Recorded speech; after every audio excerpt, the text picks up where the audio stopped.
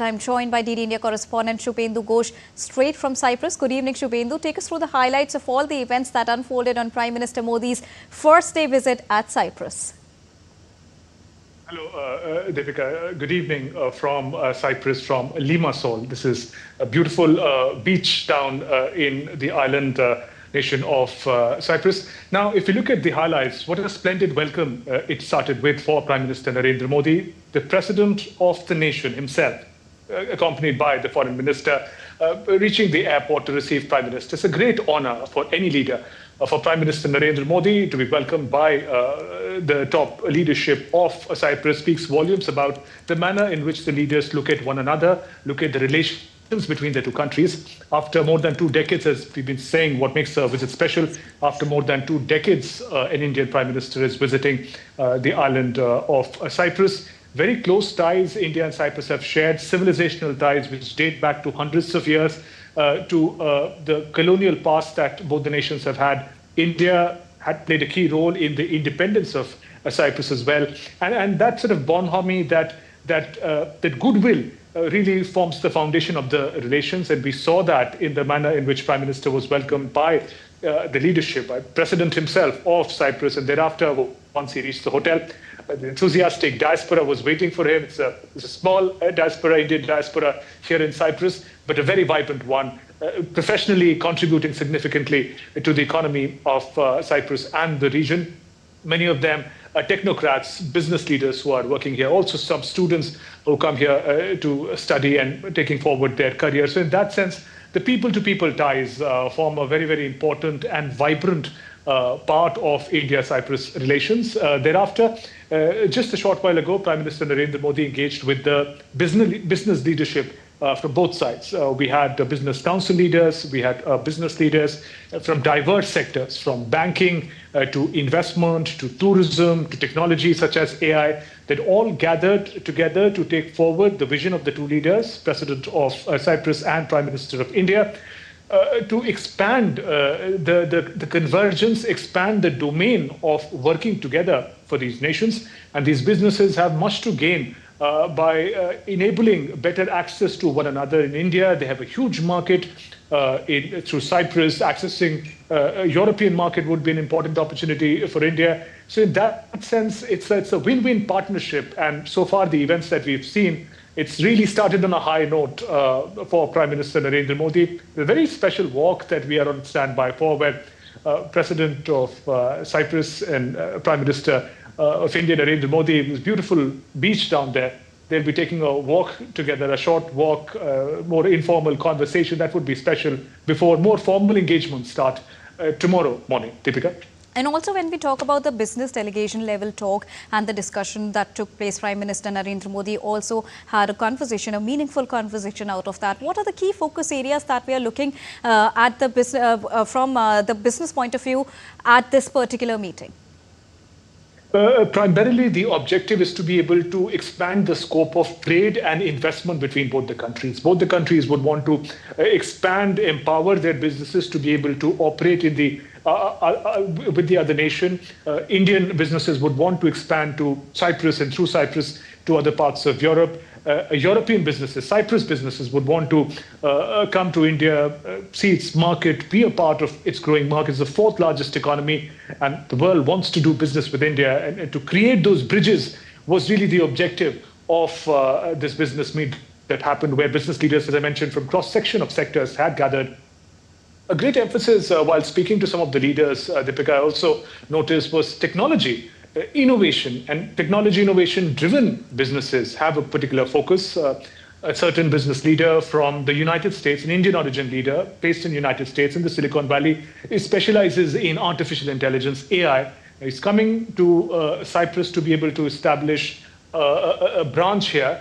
Now, and he already has roots in Hyderabad, which is a tech city in India. He wants Hyderabad and a city in Cyprus to work closer together. So we see these linkages being formed already that are taking place, and with both leaders putting their complete confidence in the business community of India and Cyprus, really sky's the limit. And India and EU, European Union, are already in negotiation for an FTA. if and when that happens, it really dramatically will expand the scope of investment in one another's countries. But for now, Cyprus really is forming that gateway, that place from where the close association, close business engagement, shared economic prosperity for both India and the entire region here is going to begin. Cyprus there going to play a very key role for India's ambitions in Europe. How today's current meeting is going to set the tone for the upcoming presidency of Cyprus, which will be the president of the European Union in the first half of 2026? That's a very important point, Deepika, and it really has to be seen that as Cyprus takes over the presidency, it's a rotating presidency. Members of European Union in a particular interval of time get a chance to lead the council.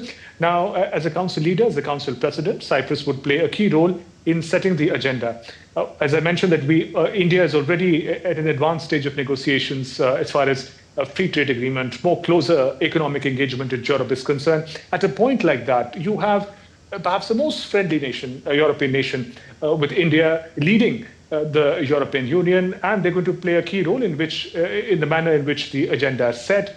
It's not just business. India's other concerns about the world coming together in a more proactive fashion as far as more critical issues such as countering terrorism is concerned. Even from that perspective, given that Cyprus and India have always converged as far as these very sensitive and critical issues are concerned, issue of terrorism, Cyprus was one of the first countries, in fact, to come out very vocally against the Pahalgam terror attack. So you see, business is one part of it, but business, security, all these aspects, to have a friend leading the European Union is going to be a very, very important opportunity for India also to expand its footprint in Europe. So in that sense, this visit coming at a very crucial time, celebration of the relationship between the two nations, and also forward-looking, where both countries stand a chance, great chance, to win together.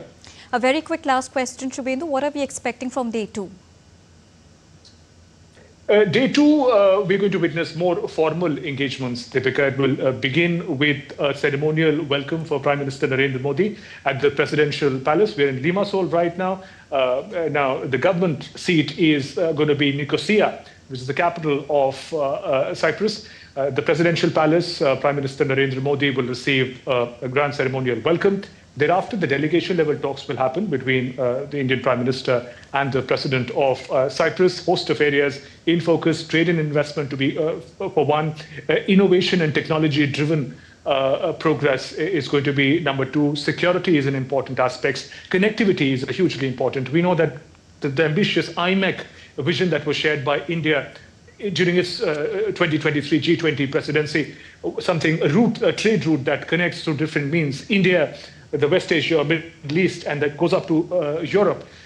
So Cyprus, Croatia later is also going to be a very important part of these linkages. So how to take forward these engagements. Also, the progress that India has made as far as digital public infrastructure is concerned, as far as digital financial infrastructure is concerned. Could Cyprus also be a partner in that? These are areas that could be explored. Some breakthroughs we're learning from sources could also be made in that domain. We'll have to wait and watch how that pans out.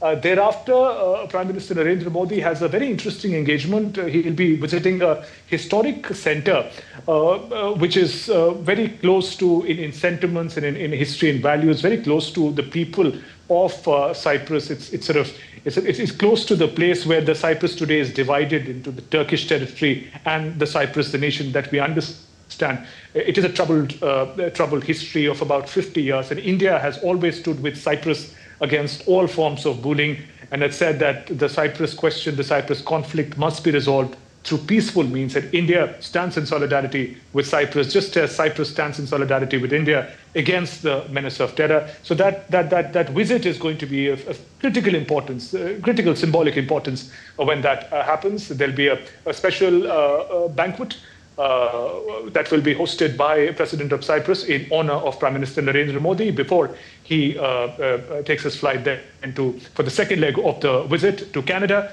where he will participate in the G7 meet. So that's broadly how the day two is going to look like, Deepika. All right, thank you so much, Shubhendu, for joining us and bringing us a rounded perspective on Prime Minister Modi's visit to Cyprus.